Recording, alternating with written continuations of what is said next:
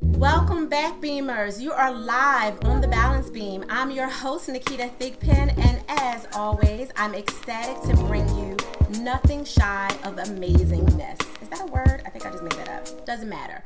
Today, I have for you a victorious woman. I consider her a midlife motivator. She is your power partner in all things Renaissance for those midlife women who are going through transformation, transition, and just want to be triumphant. I love her. She's incredible. We have such similar energy. In fact, we've been breaking technology all day because we have so much energy running through our body. I have to introduce you, Annmarie Kelly. Welcome to the Balance Beam. Welcome. Thank you for having me today, Naketa. This is great. Thank you. You're welcome. How are you doing this morning, Annmarie? Just great. It's a beautiful day. We have a beautiful day today. We do. You're beaming nothing but sunshine around you. Why don't you tell everyone just a little bit more about the victorious woman that is you, author, speaker, and radio show host that you are? Well, Naketa, I came by victorious woman honestly. Sometimes when I'm talking about victorious woman, I don't always give that whole story. But I grew up in a family that was, classically dysfunctional. Father was alcoholic, didn't become alcoholic till I was in high school. Oldest brother I grew up in an Italian Catholic family. So he was the oldest one. He was the God. So anything he did was okay. And there was a big age difference between him and the rest of us. And he became almost like a father figure. And he was abusive, emotionally, physically abusive. And so coming from that place, and it was one of those things where I remember saying to my mother one time, she said, "What is it that you have against your brother?" I said, "Mom, don't you get it? He hit me." And she said, "Well, Annmarie, if he hit you, you must have done something to deserve it." And I think that that's so typical so often of how people who don't want to see things the way that they are and don't want to have to, maybe they don't want to have to defend whatever it is, that's how they write it off. Right. But I didn't deserve it. I was a classic good girl. And I often say I'm a recovering good girl now. So that was where I came from in my earlier childhood. And what happened after high school was I went from high school into teaching. At the time, there was a program with the Catholic schools, and I went to a Catholic high school, where you could go from high school into teaching. And sometimes I think, what were those nuns thinking, putting a 17-year-old kid in front of a classroom full of kids? Except it really was my passion, and was good. And I was good, and I know because kids, as time went on, and I saw those kids, now I still see some of them as adults, and they still remember me. So there was something good I did even at 17. Wow. But that was a big, big turning point in my life. And so that was one of my first victories. The big one for me came, and I think it happens more often to women in midlife. For me, it happened in my 20s. And what happened was, when I was 22, I got engaged. And I was crazy in love. He was in the Navy, so he was in his white uniform or his blue uniform, and he was like, and you know how you get, so, there's something about a man in uniform that just always makes us do something. I was crazy in love. We were engaged. We were getting ready to put a deposit. My father was getting ready to put the deposit on the place. Something happened. We went out with a friend, and the next day she called me. She said, "You know what? He said something. My fiance said something to her fiance," and she said, "I don't know that's like the right thing." She said, "I didn't write about it." So I thought about it for a couple of days, and I called a couple of days later, and I said, "You know what? I've been thinking about something. I think we need to talk." And in that conversation, we did. We went out for something to eat. We had a conversation. I said, "I don't think this is going to work." And I ended the engagement, gave him back his ring, and went home. Now, wow. that I was doing the right thing, except I was already on that track. We'd already bought silverware. We were looking at China. You know how you get on that marriage track and you're looking at stuff, you're registering places. So even though I knew it was the right thing, I was pretty devastated. And I went home and I told my parents, and my father went ballistic. He wanted to sue for breach of promise, which I'm not sure anybody in the whole last century got sued for breach of promise, but my father was going to sue my fiance for breach of promise. I just remember running up the stairs and throwing myself on my bed, crying hysterically. And for two reasons. I didn't want to not be engaged. I was ready. I was on that track. Or at least I thought I was ready. I was 22. What did I know? But the other thing was, my father just didn't realize I was the one who broke the engagement. If he was going to sue anybody for breach of promise, it was going to be me. You know, he just didn't. I realized that he didn't think I was smart enough to know what was the right thing for me. He could only see his own track. And I think a lot of times I think that happens to so many of us. We get on a track that maybe isn't our own track.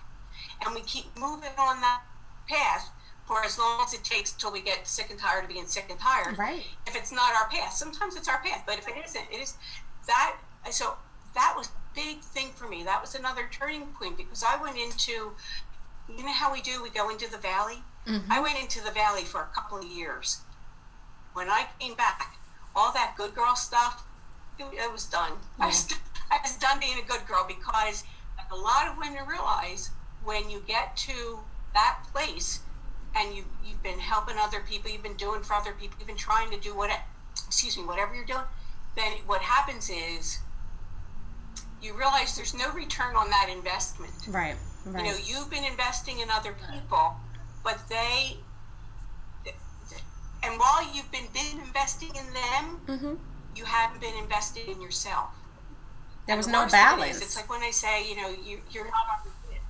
Yeah, you're not on the list. You're not on your list, or if you're on your list, you're like at the bottom of the list, and somehow you never get to the top. But here was the worst. To me, this is the realization came, and I talk about it in Victorious Woman a lot, because it's what happens to us. You're not on anybody else's list. And it occurred to me, and I was in my 20s, it occurred to me that nobody else really cared. I wanted to bring the family, everything that I was doing, I wanted everybody, if I was going to get well, I wanted everybody else to get well with me. Nobody else cared. Right. Everybody happy doing their own thing, whether they were happy or just comfortable happy, they were busy doing their own thing. And so that was a real huge turning point in my life. And so from there, and I think with most of us, we have those turning point moments. Something happens, and we have a choice at that point. We have a choice to keep going in the direction we've been going, or get out of our comfort zones. And I think that's a lot of where Victorious Woman came from. For me, long before the book, long before anything happened with Victorious Woman as a book or a movement. It was me and my own victories, that stretch that I had to make out of my comfort zone to get from where I was to the happier life that I wanted. And I really wanted to be happy. I think that was a big deal. I really wanted to be a happy person. And a lot of things happened at that point. I started in more of a spiritual New Thought. A lot of the New Thought things, I had a teacher who was my spiritual mentor for years. And she was great. I grew up with that very strong Catholic background. I taught Catholicism. You know, I taught that when I was teaching school. I taught 4th and 5th and junior high in Catholic school, 7th grade. Most of that time, I taught at least, I taught a class in religion, so it was a lot of Catholicism. It wasn't like some of you might remember the old catechism. We were past the catechism. We were into, like the newer version of Catholicism, but it still was a strong background. And so my spiritual mentor, Jean, was so wonderful. She would sit with me. We'd be on the phone or we'd be out for coffee for hours. And I'd say, but Jean, and I would argue with her. And she was always so wonderful to keep coming back and saying, I know, but truth is truth. And you keep wanting to change it into something that fits your childhood. Right. You have to move move out of that thought process. That was, and Naketa, that was huge for me. It took years for me to get it. Sometimes I think when we want to change and we want something better, we want it to have like magic and overnight. Right. I don't think it happens that way. It didn't happen that way for me. It doesn't happen that way for the women I work with. But when you get to the other side, it's always worth that effort. And for me, it was really worth that effort. Absolutely. So I always say your go through to get to. Yeah. Yeah. So for me, that made a big shift. And at one point, I was doing different things. I was in the real estate business, always teaching. I taught astrology for a little bit as a side. I did astrology charts. Okay. When I was teaching school, for many years, that was my summer job because I could make a decent amount of money doing astrology charts because I wouldn't tell you that I'm good now, but I would tell you that I was really good then because I have been done astrology charts for a long time. Great teacher. And so then I moved into the real estate business and managed an office, and then I created the corporate university for a very large real estate company. It was then that I started to see that by then I had already used started with vision boards and vision books. Very powerful. And had shifted my thinking. So I knew that I had the power to create. And that's big. When you get to that place where you realize that you have power. Yes. That you're not a victim of things, that it doesn't happen like magic, but you make things be different and better if you want them to be. So it was then that I realized when I was teaching classes that a lot of people didn't understand about goals, and they didn't understand about that whole the practical part of setting and achieving goals and the magic part of setting and achieving goals. Mm-hmm. So it was at that point that I started to think about starting my own business. And so that's what I did. I did corporate training and development in management development and goals. And, I sort of worked through a series of where I could, I think I wasn't blatant about what I was talking about because it was it was in corporate, right. The corporate world. You had to have a filter. Sort of say, they're not exactly sneak things in, but just say, but this is possible. Mm-hmm. Mm-hmm. And then 9/11 happened. 9/11 happened. Remember how a lot of business dried up at that point. And Naketa, I used to pray at night and say, God, just tell me what to do and I'll do it. And that's how I would go to bed every night. I'd say, God, just tell me what to do and I'll do it. And then after about a month, I had this dream. The twilight dreams, like you get this, something happens just as you're coming out of sleep, and you get like a little idea. Absolutely. Or an inspiration. Mm-hmm. And that's how Victorious Woman came to me. And it came like in an egg. It was like a complete thing. And before I even got out of bed, I thought, that's not what I do. And that was the end. But the next month, the exact same thing happened. And at least that month, I took it from the bed to the bathroom and thought, I'm getting this idea. I was like, but I don't do women, so that's not what I do. Mm-hmm. The next month, I started to have a GYN problem. That lasted, it went on, and I went for 6 or 7 weeks, and I started with they started ruling it. They couldn't figure out what it was. They started ruling things out, and they were ruling out, I was highly offended, the STDs. Yes. But they had to look at everything to see what it could be. Right. And they were ruling out the cancers, and then they finally got to, they're rolling them out one at a time until they got to the big O, and I was like, sitting and waiting one day and waiting for the doctor to call it, and I thought, if this is that, I don't know if I can do it. I just don't know if I can. And there was a woman I used to know, in fact, I talk about her in Victorious Woman, that she made a decision not to have treatment, and she left. Yeah. And I thought maybe I would do what she did. And so I had, we do a little pity party. I had myself a little pity party. And that was that for a moment. And then the other part of me came and said, surely there must be other women in the world who have done this and have managed, and maybe I could find them and talk to them. And then, Naketa, it was like I could almost hear the universe being hysterical laughing and saying, we told you a couple times really nice. We tried to be a little inspiration. We tried to, and you weren't listening. So we had to give you the 2x4 between the eyes. And I can tell you from the moment, 2 weeks later, my situation cleared up. Wow. Within 6 weeks. 6 weeks from that moment, my first interview for Victorious Woman.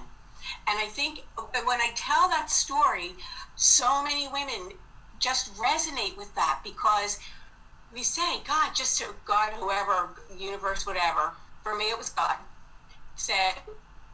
they say, just tell me what to do and I'll do it. And then you get an inspiration and you say, oh, that's what I meant. So you keep, so often we get those inspirations and we say, oh yeah, I want something, but that's not how I want to do it. Yep. And that was such a big lesson to me, that I needed to pay attention better, that I was getting inspiration and I wasn't listening, I wasn't paying attention. And so this is the beginning. That was the beginning of writing Victorious Woman. And then after I promoted Victorious Woman for a year, I thought, well, now what do I do? And I thought, well, I'll go back to training and development in corporations, and things had changed enough that I thought, and I got older, and I thought, this isn't going to work as well for me going forward. And that's when I decided to open up Victorious Woman. So then that's what I've been doing for the last 10 years. I mean, you've had transformation after trial, after tribulation, and transformation, some environmentally sparked from, 9/11 forward, some personally sparked with, your first proposal going forward. Everything that you've been through, Annmarie, is so indicative of the similar situations that many women and men go through. I know I don't have it in front of me now. It's actually on my desk. I have these power word cards and phrases that I always pull out at every Permission to Pause retreat event that we have, and sometimes some of the other personal retreats that we do too. And my favorite one, I have two. One is I am awesome, and the other is victorious, because those are things that sat with me. Oh, thank you. But it's very powerful to say that to yourself, and to be around other women like yourself, like Teresa Hummel-Krolinger, that we both share in person and relationship with.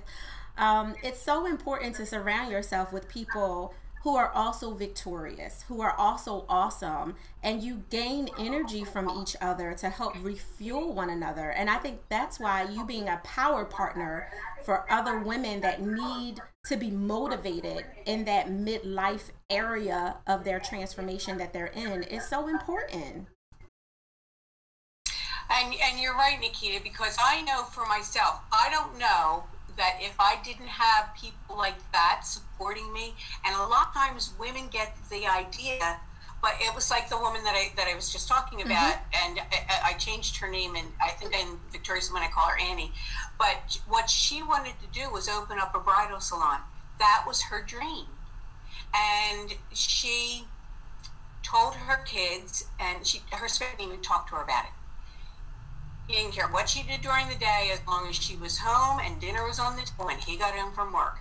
She told her kids, and her kids said, "Oh, Mom, you worked so hard raising us. Now's your time to have fun." And her friends told her she was having a midlife crisis. There was nobody supporting her to open, and it wasn't like she had no good reason to make bridal, open a bridal salon. She made bridal gowns, and I saw the last one that she made, and it was gorgeous, and it was for her niece, so she could not, and that was her passion. She loved doing it. Nobody would support her in that. And I remember going to her funeral, and I couldn't even stay because the church was packed. She was such a fun person, and she was so, but she went, but like, I stood in the back of the church, and I looked at all these people who were there, so sad that she was gone. I thought, these are the people for whom she didn't want to change. You are the people who loved her to death. Right. And that really was how I felt about it. She was so afraid that they would not love her anymore. And frankly, I think she didn't give them the opportunity to, I think she didn't trust some of them enough, because I think some of them would have gone with her. Right. But not everybody would have gone with her. And there's another woman I know who, when her two oldest girls were in college, she had two oldest girls were in college, and she decided she needed to do something for herself, and she decided to start taking classes in acupuncture. That was her passion. And when I talked with her, she said, none of my friends, she said, I can't go play golf, and I can't go out to lunch, and I can't do this and this and this, that all of her other stay-at-home friends were doing. And one by one, they all stopped calling. And she said, my kids left because she said, Mom, you don't have any friends anymore. I think that happened. Yeah. And unless you have somebody supporting you, like that power partner, I was so fortunate always that there was somebody, not always, but almost always, there was somebody who was saying, you go, girl, go. I know it's hard. I know that you don't like this, but what are you going to do? And so that idea of being supported by somebody and having that sense of validation, feeling, a lot of times I think we don't like, as women, we don't like rejection, right, and we really love validation. Mm-hmm. So it's not necessarily approval, but validation. Yep. So I think that's important to me. That's the kind of thing that is important to me. When somebody says, it changed my life, that's the kind of thing that gets me out of bed in the morning. Because I know the life I was on track to have, and I know the life that I have. And this life here would not have been possible if I had not made that stretch from there to here. Multiple stretches. It doesn't happen in one, it doesn't happen like, boom. It happens like this little turn. So as I say in Victoria's home, one more turn of the clock, and towards what you want.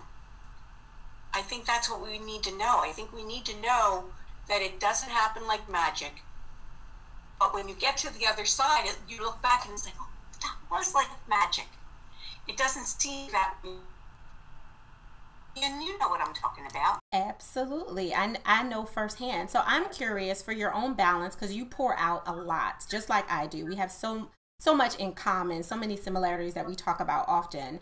But what keeps the oil, your clock coils oiled so that you can keep turning? Like, I know your husband is a masseuse, so I know how you relax. But what else do you do for balance? I'm so tired at the end of the day. The shoemaker's kids.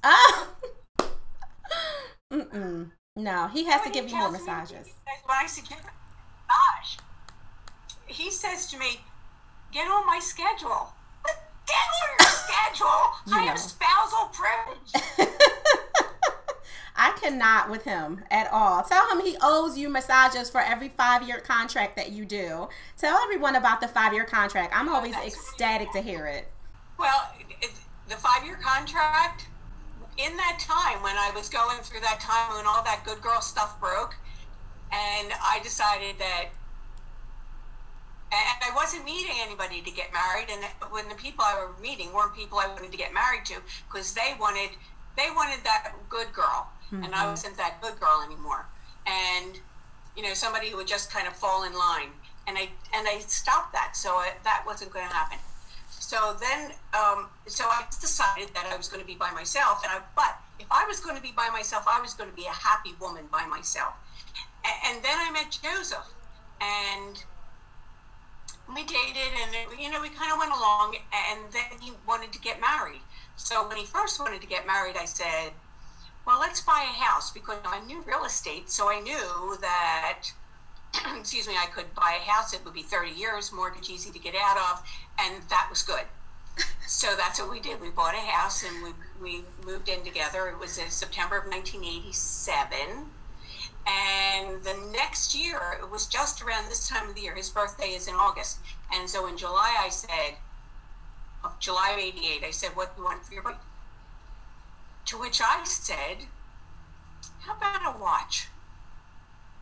And he said, I really was nothing with him. I had been in, by that time, I was in 17 weddings altogether. So I saw a lot of times, and we did the bridal shower and the engagement party and the weddings, and then we did the divorces, and the christenings, and then we did the divorces. So I didn't have, even though my parents were happily married, I didn't see all the good stuff.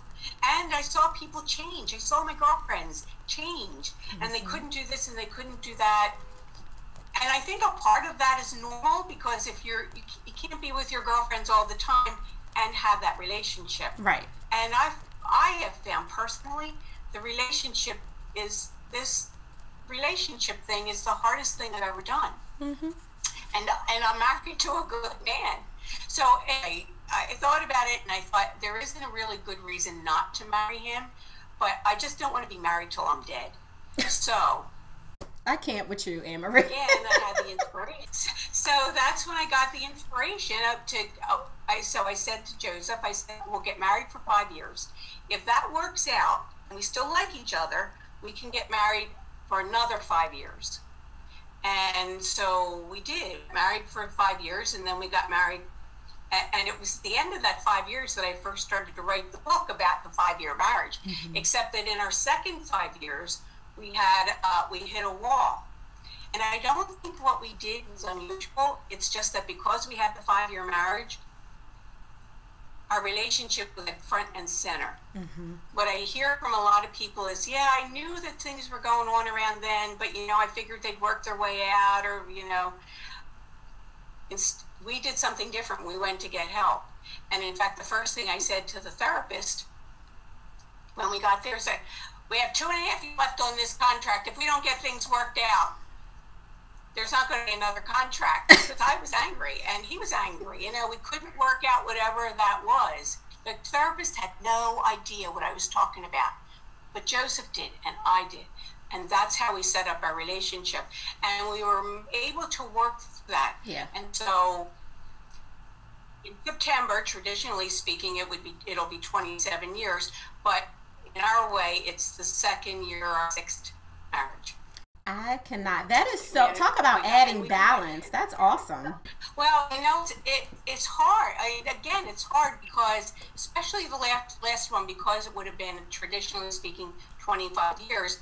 Instead of starting, and we don't just do. It's not really rethink what happens, how the last 5 years went, how we want the next 5 years to go. And in this one, because it was 25 years going forward, the thing was that 25 years ago, we had forever in front of us. Mm-hmm. Mm-hmm. We don't have forever in front of us now. So we really had to rethink where we wanted to go over 5 years and think it a little bit further out, because then we're starting to think about, 5 years, and then we have to start thinking about how we want to live our older years. And you don't start thinking about that when you get to your older years. You start thinking about that when you're in your 40s and your 50s.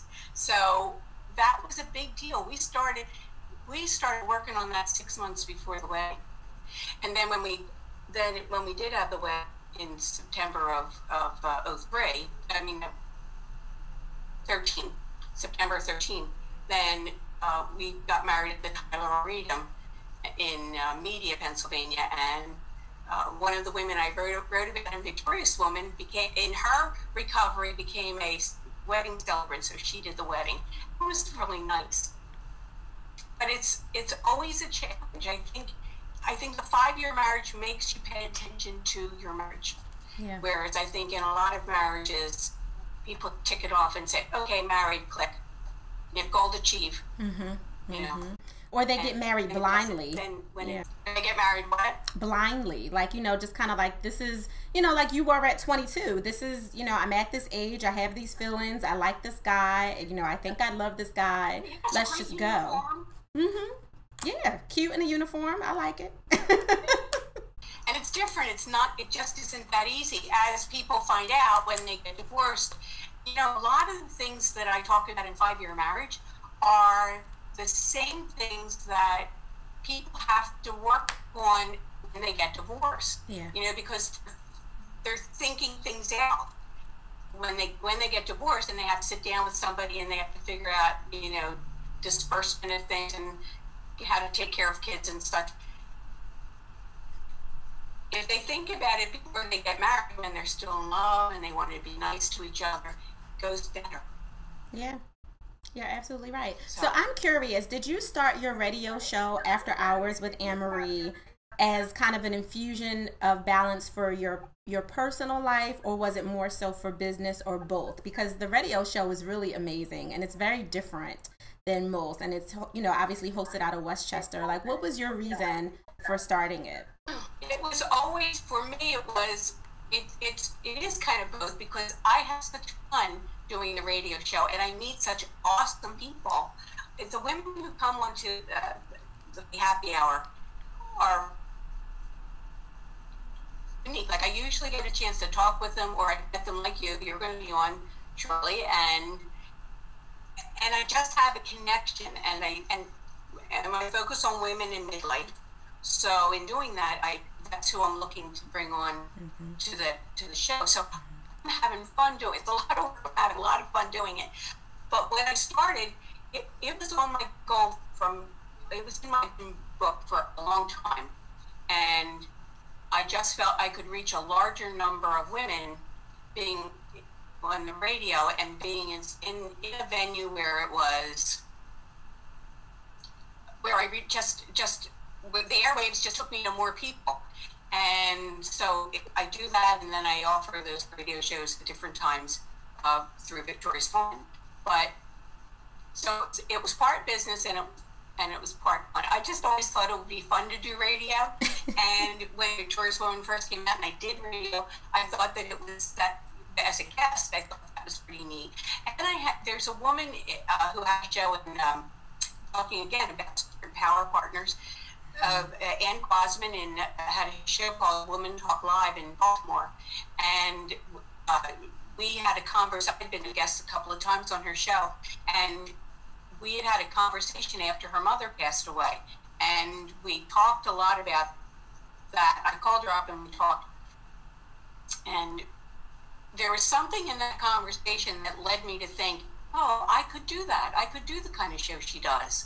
And then the Girlfriend Gala, the annual fundraiser that Victorious Woman has, I went on 2 years in a row on the local station where I have my show to promote it on the morning show.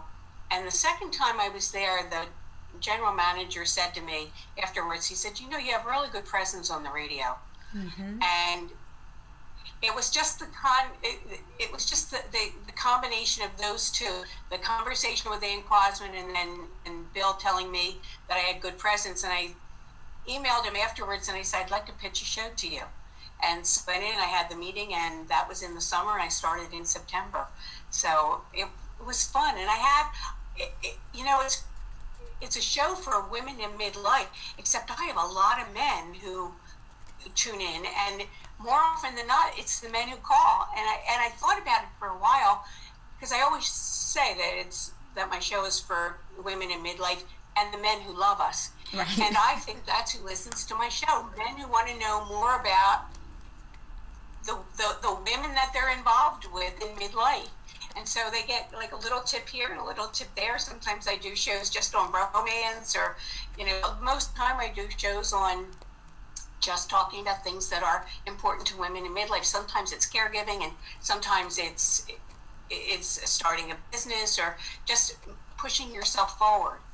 So I'm loving it. I'm having a lot of fun. I know you are. I can see the passion oozing out of your pores. So I'm not surprised. And it makes sense that those men they're calling to get some decoding tips, because women are complex, and women in midlife are extra complex because they're going through such a mental transition, which gratefully they have someone like you to literally motivate them and be a power partner for them as they go through those stages. But those men are like, I need help with this crazy woman. We don't have a 5-year marriage, and I need to make sure that we can survive. So I think you're adding so much value to those men who love us, as well as to the women who are being helped by your advice.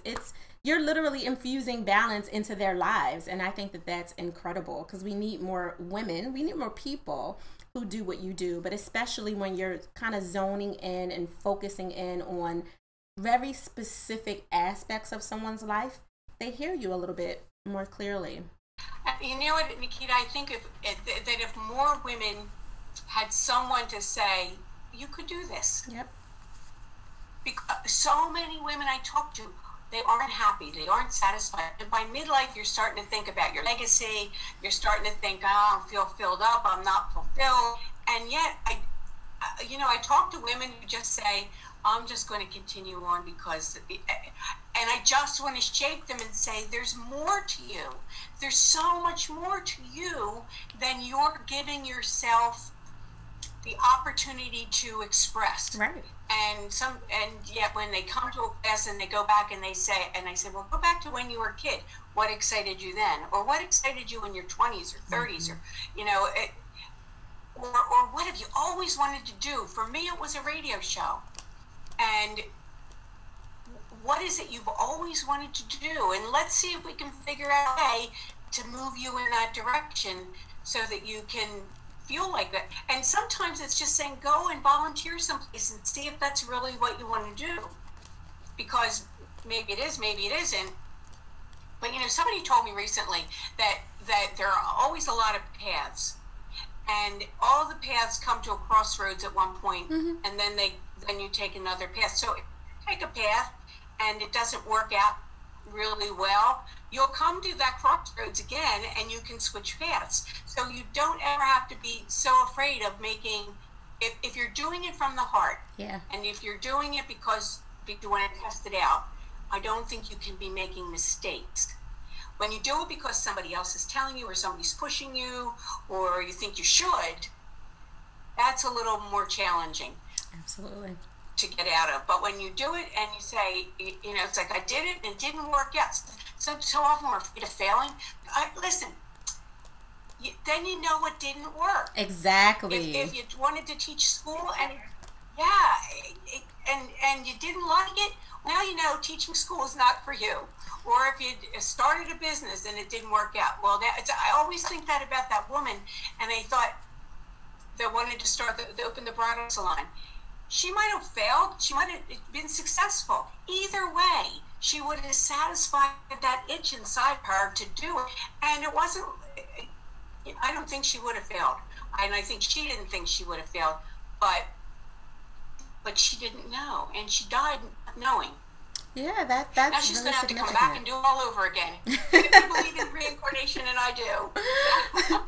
That's a pretty powerful, significant reality. Like that clearly affected you, for you to include it and to write about it. Someone passing, not necessarily before their time, but before they were able to even attempt to walk in their purpose. For me, I remember, and we're talking over 10 years ago, my life was just really hectic, which is probably why balance keeps me up in the middle of the night, and just trying to always effectively make better ways to do it, which changes hour by hour, day by day.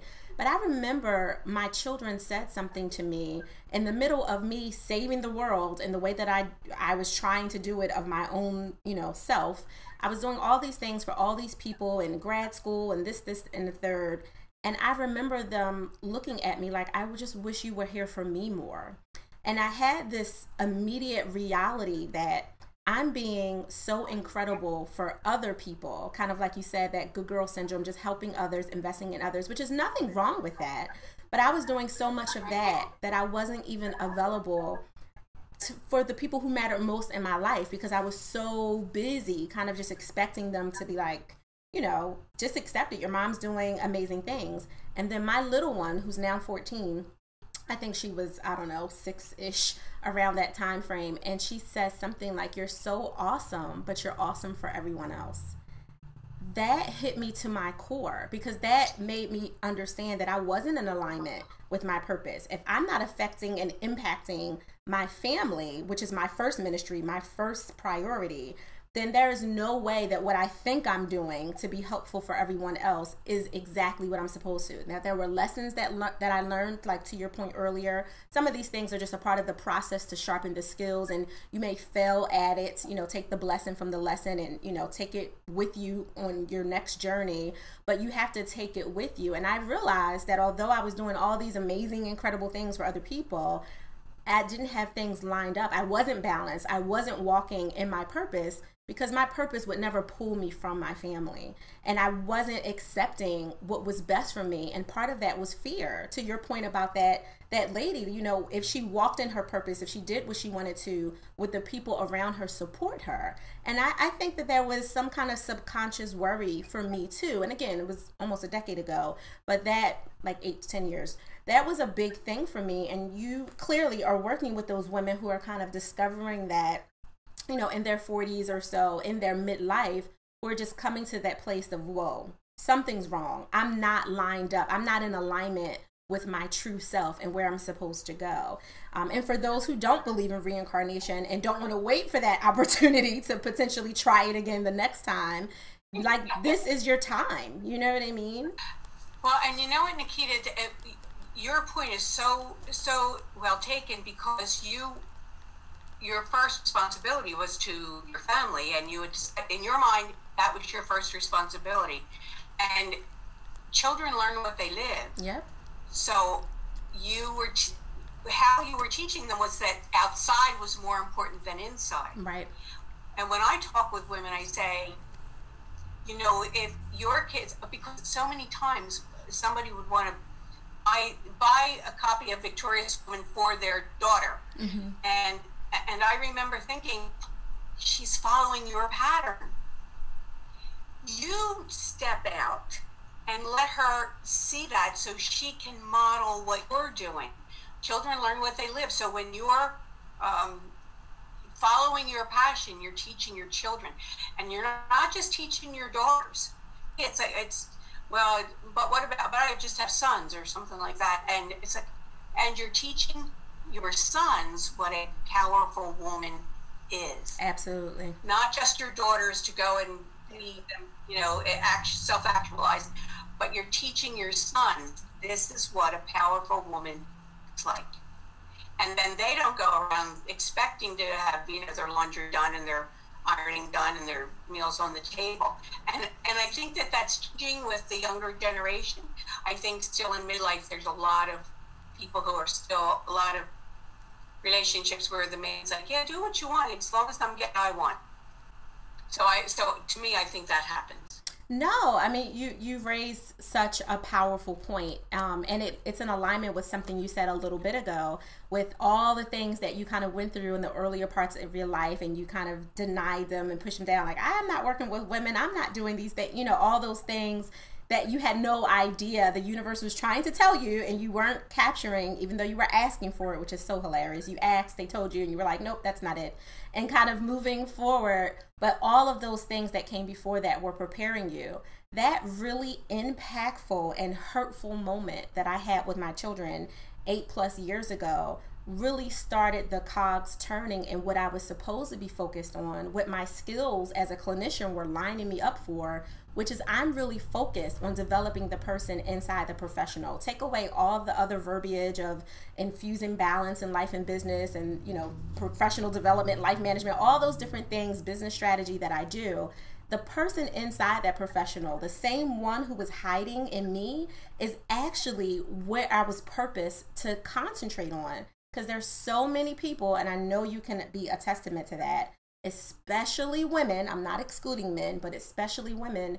We hide inside those professional shells, and that person is just, you know, becoming smaller and smaller. We're losing ourselves, sometimes in the marriage, sometimes because of the children. You know, we put all those things into the children, and we just shrink inside more and more. And I was shrinking, not understanding how valuable the experience would be if I just tapped in to who I really was and forget the posturing that was coming with this professional corporate self. It was, well, what does Naketa inside want? What does she need? Because that's what the daughters and sons are going to watch, is where you're developing as a human. Forget CEO or president or whatever. Just as a human, who is that person? I want that human mother, that human father to love me, hug me, be with me. That's the one that's going to shape me when I'm in my own midnight hour, not having a power partner to motivate me, and I'm a teen in school, or I'm being bullied, or I'm dealing with some issue. I like that you brought that up. For those balance beamers who are listening who don't know, Annmarie Kelly does an amazing Girlfriend Gala annually every year, and I had an opportunity to come to one this year earlier in Westchester, PA, and it was incredible. And you talked about that, and some of the speakers that you had mentioned how important it is, especially in the age of social media bullying, cyberbullying, and all those different things, that the person that's in front of them is not just this professional exterior, but you're a human in front of them. And it's just really important to have that. So it's just so, we're so in alignment, Annmarie. I love it. So aligned. Thank you. That was so nice of you to come to the Girlfriend Gala, and we do have a good, don't we have a good time at Girlfriend Gala? We do. The girlfriends all get together, and they just have such, I can't figure out how it is that the energy happens, except that my kid and I really work hard at creating the environment for that. But when the girlfriends get together, it's like fire's going on, magic is happening. It's really good. So yeah, we enjoy that. You're incredible. So, well, tell everyone what they can do if they can't make it to the Girlfriend Gala next year, but they want more of Annmarie. How can they get in touch with you? They can get in touch with me. The website is the first website is the AnnmarieKelly.com, and then victoriouswoman.com is where they can go, and you can find out about at victoriouswoman.com. There you can go one of three places, or you can go all three, but there's one for the life makeover, one for a career reinvention, and one in case you're in the process of downshifting. You know, you've decided that whole like Naketa did, whole corporate thing was not giving it to you, and you want to downshift into something that's filling you up a little bit differently, whether it's your own business or something. So there's help for you there, and you can find me on Facebook at Victorious Woman Project and Twitter at Annmarie Kelly. Awesome. I'm actually tweeting you right now. I'm laughing. Thanks, Naketa. That's good. I'm tweeting you right now. For all of you who have Twitter, get on. It's my favorite place to participate and join the conversation. But yes, follow up with Annmarie Kelly. I'm definitely going to make sure all of those contact information guidelines for social media and the website are on the show bill. So if you are driving, as I always tell you, be safe. I never want to get a call or an email about any potential incidents because you were listening to amazing conversation from the balance beam and you weren't paying attention. So make sure you just check back after the fact. We'll have all the information you need for you to follow up with Annmarie. And you are just incredible, as always, as expected, just what I wanted this morning on this beautiful day. And I know you have a big full day ahead of you. I expect to see you soon as well on your radio show, because I love the opportunity to be your guest. And I'm so grateful you were here today. Thank you. Oh, thank you so much, Naketa. You're such an awesome host, and you made it really easy. So thank you for having me on today. I appreciate it. You're awesome, as you know, a very victorious woman. You rock. You stay right there. Don't go anywhere, Annmarie. Balance Beamers, was this not completely amazing? Tools, tips, nuggets, real raw stories, shared lives from Annmarie Kelly. who is just an incredible, incredible, incredible woman. I cannot stress that enough. I want you to stay right there for more tools to infuse.